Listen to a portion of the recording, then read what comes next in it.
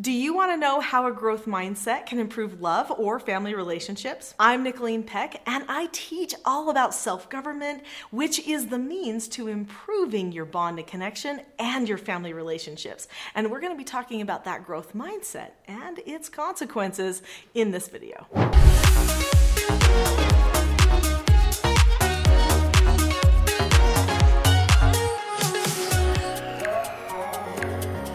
In this video, we're going to understand a growth mindset, and then we're going to talk about how that growth mindset impacts our relationships, our family, and our feeling of connection to other people.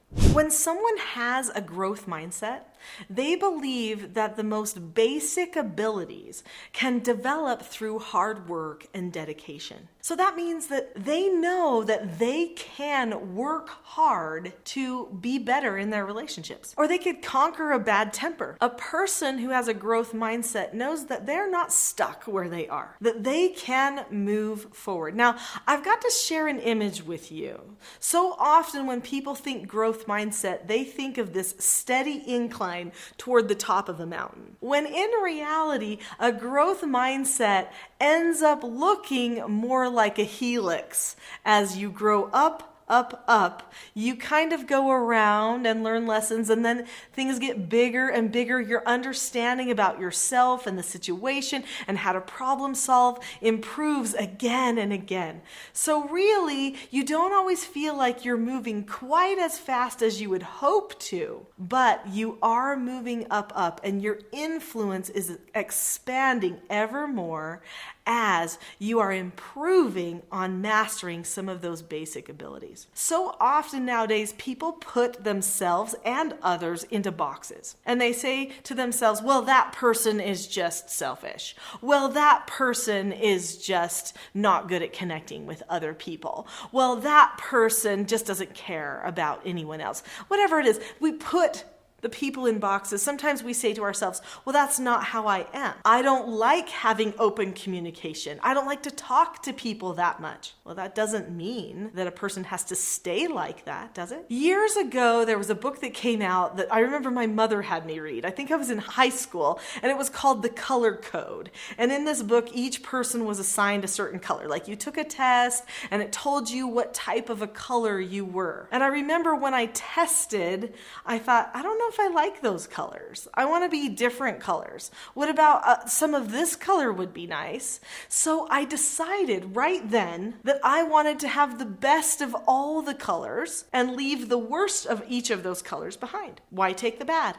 I could just take the good. Now, for some people, they might think that's not really possible because you are how you are. Nah, it is possible. You can change things about yourself. By the time I was married and had a child and took the test again, I scored differently. In fact, it was amazing to see how spread out my colors were. But one of the colors, which was a more dominant color, had totally changed. Now, maybe we could say, well, I was a teenager then, and I was an adult now, and emotional levels change during that time, hopefully. So maybe that was the difference. Maybe. But I had consciously worked on trying to develop some other skills so that I wouldn't be so dominantly one color. Now, there are many books, there are many programs where you can learn your personality type, and those are very interesting. In fact, in many ways, they're useful, but they also trap us. A person who has a growth mindset decides, I'm not done becoming who I truly can become, and I am going to keep improving again and again,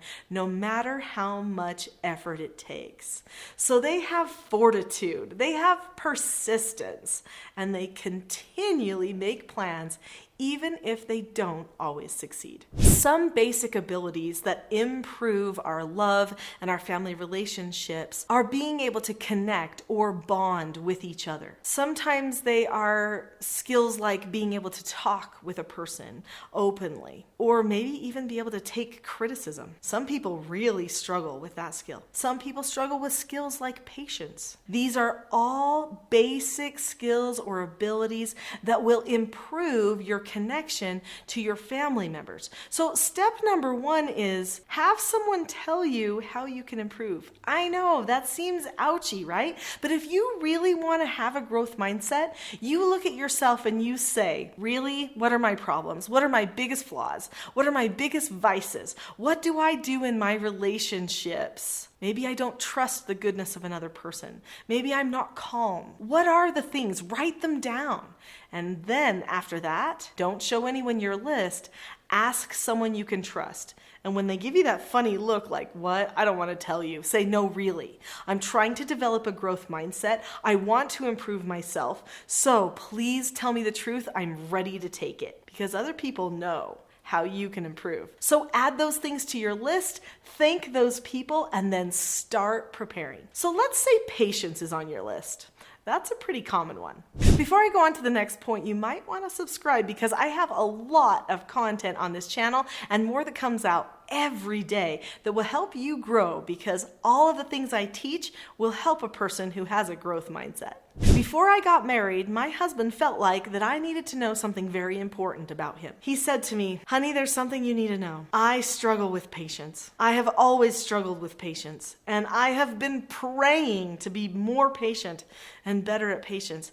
So I can't promise you that I'm going to be perfect at being patient. And that did kind of throw me off a little. I thought, if he's telling me this, either he really cares about me loving him no matter what, or it really is a problem. And so I told him, that's not a big deal. We'll work on that. We will keep working on patience. I will help you. We'll make a plan for that, because I love to make a plan for how to fix myself, right? And so we did, and we started working, but it was a hard road for him. In fact, for many years he struggled. And then when we brought children into the mix, he really wasn't getting what he felt like he wanted. And so he had to work on his patience even harder. There were times where he would walk away because he wanted to explode, and he would maybe even not talk to me for a while or somebody else for a while, which is not really a good way to solve your problems. But that was the only thing he knew to do in that minute when he was going to explode. He didn't want to explode. In fact, to his credit, throughout our whole married life, I've really only seen him explode a couple of times. And that's pretty remarkable for a person who has struggled with patience like he has. After a while, he didn't have to walk away anymore. He kept working on his communication skills. So that was the key thing. See, we get held back in our relationships.